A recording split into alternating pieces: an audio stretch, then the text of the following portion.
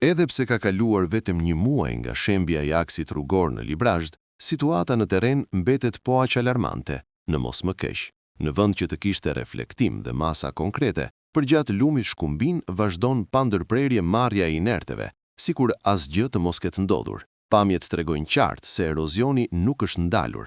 Përkundrazi, gryerja e lumit po avancon çdo ditë, duke marrë me vete tokë dhe duke thelluar dëmet që dikur quan në shembjen e rrugës. Ajo që ishte një alarm i fortë për institucionet, sot duket se është kthyer në një ngjarje të harruar, ndërsa ndërhyrjet në lum vijojnë në mënyrë të papenguar. Banorët e zonës shprehen të indinjuar, si është e mundur që pas një shembjeje të tillë, askush të mos vendos kufi për aktivitetin në lum.